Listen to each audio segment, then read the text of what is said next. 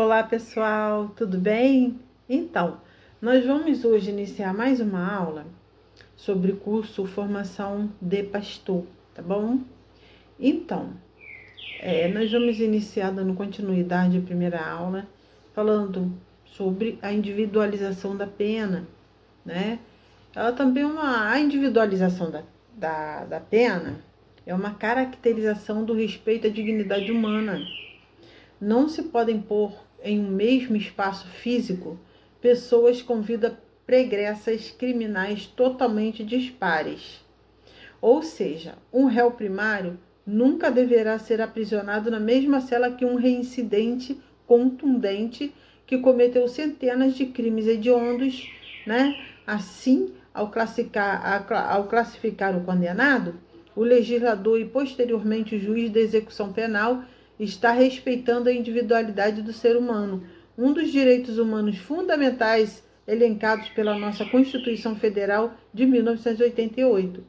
A responsabilidade de assistência ao condenado ainda é, por essa lei, unanimemente estatal, se não vejamos. Artigo 8º. O condenado ao cumprimento da pena privativa de liberdade em regime fechado será submetido a exame criminológico para a obtenção dos elementos necessários a uma adequada classificação e com vistas à individualização da execução.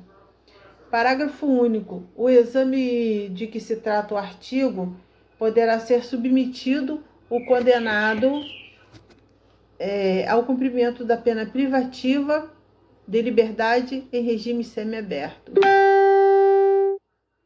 Artigo 10.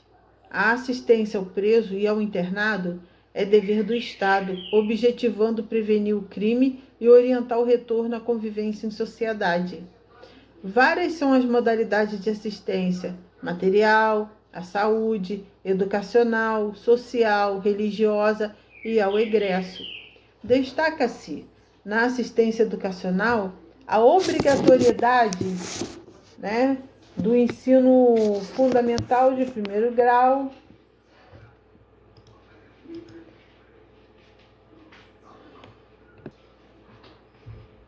do sistema escolar da Universidade Federativa, isto é, pelo governo federal, governo estadual. A responsabilidade pela integridade física e moral dos condenados é, conforme o artigo 40, das autoridades que estão direto ou indiretamente ligadas à execução penal. Qualquer tipo de ilegalidade ou abuso cometido por essas autoridades deverá ser indistintamente julgadas e punidas para que haja respeito a todo e qualquer direito humano fundamental. Os direitos do preso são enumerados também na lei, no seu artigo 41, dentre os 16, 3, pelo conte atual, são postos em destaque. O primeiro é a proteção contra qualquer forma de sensacionalismo. Nesse direito defende-se a integridade moral do condenado, que, na grande maioria dos casos, é dilacerado pela imprensa, que julga antecipadamente, sem qualquer crédito, sem qualquer critério, e movida exclusivamente pela emoção. Artigo 26. É isento de pena um agente que, por doença mental ou desenvolvimento mental incompleto ou retardado, era ao tempo da ação ou da omissão inteiramente incapaz de entender o caráter ilícito do fato ou de determinar-se de acordo com esse entendimento. Redução da pena. Parágrafo único.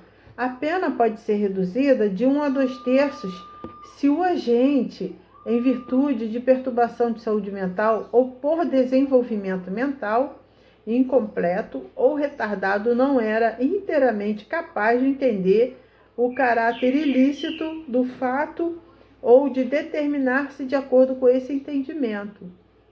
Artigo 28. Não exclui a imputabilidade penal. A emoção ou a paixão. Embriaguez, 2.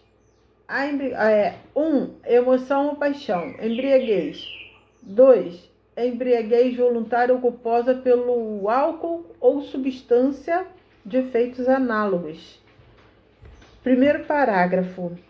É isento de pena o agente que, por embriaguez completa, proveniente de caso fortuito ou força maior, era, ao tempo da ação ou da omissão, inteiramente incapaz de entender o caráter ilícito do fato ou de determinar-se de acordo com esse entendimento. Parágrafo 2º. A pena pode ser reduzida de 1 a 2/3 se o agente por embriaguez, proveniente de caso fortuito ou força maior, não possuía, ao tempo da ação ou da omissão, a plena capacidade de entender o caráter ilícito do fato ou de determinar-se de acordo com esse entendimento. A fuga entre nós não caracteriza crime, mas é falta disciplinar. Artigo 50, 2 LEP ou LEP. Todavia, a impontualidade na reapresentação ao estabelecimento penal não é fuga. Bem, todavia, a impontualidade na reapresentação do estabelecimento penal não é fuga, devendo ser avaliada em cada caso. 52. Outra questão interessante é saber se o condenado pode negar-se a colaborar com a sua ressocialização, recusando, por exemplo, a progressão de regime.